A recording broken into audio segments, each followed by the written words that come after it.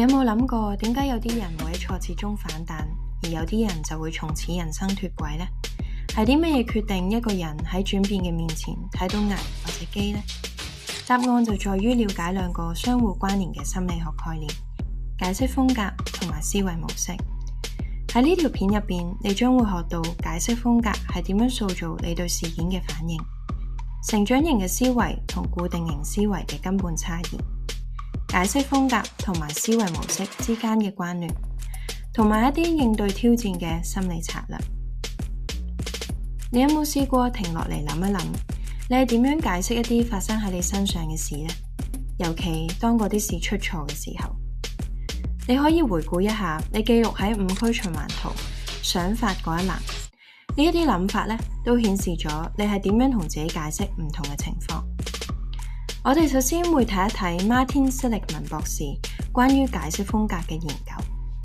Martin Seligman 係正向心理學嘅創始人之一，佢提出咗解釋風格嘅概念，亦即係我哋解釋喺生活中好同壞事件嘅習慣。超過20年嘅研究令佢發現，我哋習慣性解釋事件嘅方式會影響我哋嘅工作同埋學業表現、身體健康、壽命同埋患上抑鬱症嘅風險。好消息係，Seligman發現我哋可以透過挑戰同埋改變負面嘅思考模式，培養出更加樂觀嘅人生觀。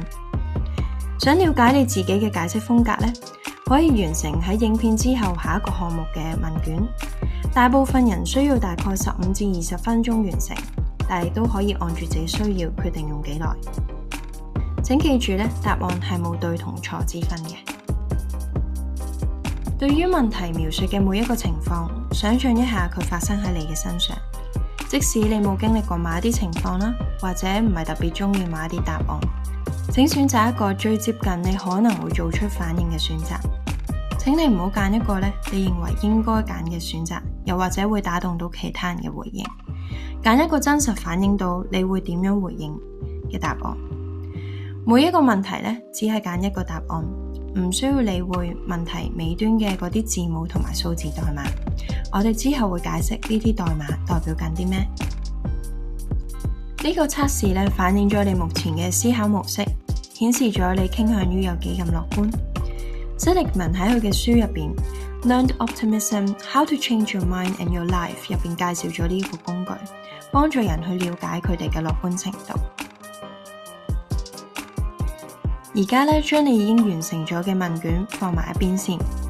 喺睇你嘅結果之前，我哋會探討一下 Seligman 主張嘅 Learned Optimism 學習而嚟嘅樂觀主義相關嘅概念同埋思考方式。呢啲背景資料會令你更加了解到你呢啲分數嘅意義啦，同埋佢同你思考模式之間嘅關係。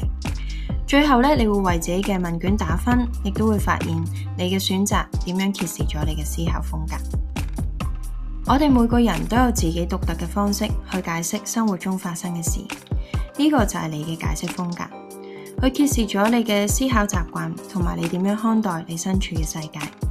呢啲模式決定咗你天生樂觀啦，定係悲觀。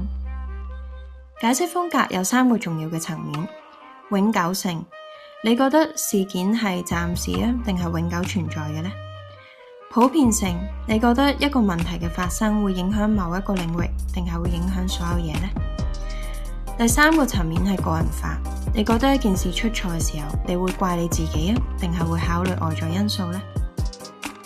永久性，面對挫折嘅時候，你會唔會用到永遠都係咁、成日都係咁、永遠都唔會呢啲字眼，定係你會用有時發生、最近發生呢啲字眼嚟思考呢？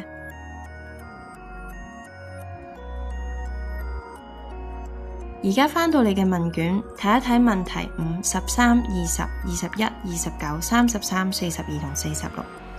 呢啲問題測試咗你傾向於覺得嗰一件負面嘅事件嘅成因有幾永久。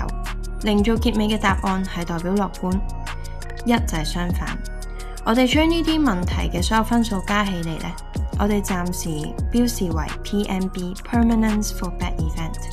喺某一個地方記低呢個分數，我哋之後會再討論嘅。喺失敗之中迅速反彈嘅人，通常會將問題視之為會過去，係暫時嘅情況，而嗰啲難以恢復嘅人呢，就要將一個問題視之為永遠都唔會改變嘅一個永久狀況。咁亦都係點解永久性係決定復原力嘅關鍵，亦都係嗰啲失敗咗之後會重新企起身嘅人，同嗰啲仍然會困喺原地嘅人之間嘅分別。有趣嘅係喺解釋一啲好嘅事發生喺自己身上呢，樂觀嘅人嘅做法係啱啱相反，佢哋會將正面嘅結果歸因於佢自己嘅能力同埋性格，而悲觀嘅人呢，會將成功視之為暫時嘅僥倖同埋運氣。相信好嘅事件有一個永久原因嘅人呢，佢喺成功之後會更加努力；而認為好嘅事件有一個短暫原因嘅人呢，成功咗之後都可能會放棄，因為佢哋相信成功只係偶然。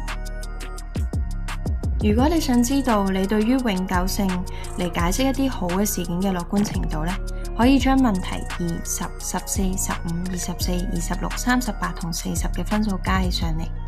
1為結尾嘅答案呢，係永久樂觀嘅答案，0就係相反。同樣將總分標示為PMG Permanence for Good Event， 我哋之後會再討論嘅。普遍性，當一個領域出現咗問題嘅時候，你會將呢個問題控制住啊，定係俾佢影響晒所有嘅事呢？阿美同阿傑，佢哋公開成績 DSE 嘅分數呢都不如理想。阿美覺得佢嘅失敗只係同兩科有關，所以佢繼續照顧好自己啦，亦都打算重考呢兩科。但係阿傑呢就覺得佢嘅失敗證明咗佢喺所有事上面都係一個失敗者，咁樣令佢呢喺生活各個層面上面都退縮。佢將自己鎖喺間房度啦，用所有嘅時間嚟打機，亦都拒絕見佢嘅朋友同埋屋企人。你可以將問題8、16、17、18、22、32、44同48嘅分數加起上嚟，咁你就會知道自己係更加似阿美定係阿傑。同樣，你喺答案嘅後方見到0同埋1， 0代表樂觀，1代表悲觀。將呢幾個答案嘅總分加起上嚟，標示為 PVB Pervasiveness for Bad Event， 然後喺某一個地方記低呢個分數，之後會再討論嘅。至於解釋好嘅事件呢，樂觀嘅人嘅方式呢，同解釋壞嘅事件嘅方式呢，係完全相反。佢哋傾向於相信好嘅事件有一個普遍嘅原因，亦都會提升佢哋所做嘅所有嘢。而悲觀嘅人覺得好嘅事嘅發生呢，係有一個特定嘅原因嘅。例如啦，阿美同阿傑同樣都得到一份 part time 嘅工作，咁呢件係一件好事嚟嘅。阿美會覺得，畢竟呢，我都係有好多才能嘅，而且亦都有好多試唔同工作嘅可能性。而阿傑呢，就覺得佢哋係因為冇其他人可以做呢份工，所以先至請我。咁喺呢度你都會睇到更加多關於特定同埋普遍解釋嘅例子。咁你呢？當有好事發生喺你嘅身上嘅時候，你會將原因解釋為一個普遍可以應用到其他方面嘅原因，定係有一個特定嘅原因呢？而家將問題6、7、28、31、34、35、37同埋43嘅分數加起上嚟，你會得到一個名為 PVG 嘅總分。同樣先將分數放喺一邊，我哋之後會再討論。希望係一股好強大嘅力量，即使係最黑暗嘅時刻，仍然可以驅使我哋前進。佢令我哋相信事係會變好，亦都有值得我哋為之努力嘅地方。前兩個層面，永久性同埋普遍性呢，都係直接同希望有關。揾到一個問題暫時同埋具體嘅原因呢，會令我哋有希望，因為意味住問題唔會永遠存在，亦都唔會影響一切。相反，將一個問題視之為永久同埋普遍呢，會導致到絕望，將無助感擴散到整個人生。如果你想知道自己嘅希望有幾大，就將你對壞事件嘅永久性同埋普遍性嘅評分加起上嚟，亦即係 PMB 同埋 PVB。個人化，當一件事出錯嘅時候呢，有啲人傾向於怪其他人，有啲人就會將所有嘅責任攬上身。當我哋怪其他人或者環境嘅時候呢，我哋係將一個原因外化；當我哋怪自己呢，就係將一個原因內化。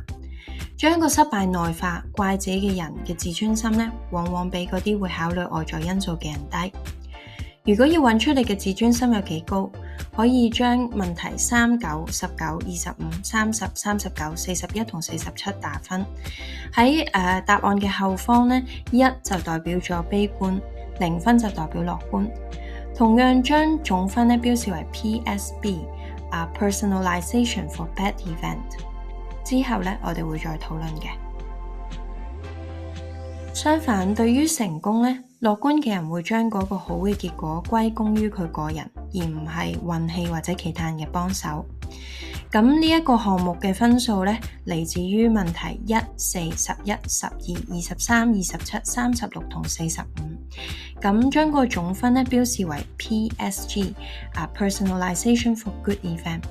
咁0分呢就代表外在啦同埋悲觀嘅原因，1就代表內在同埋樂觀嘅原因。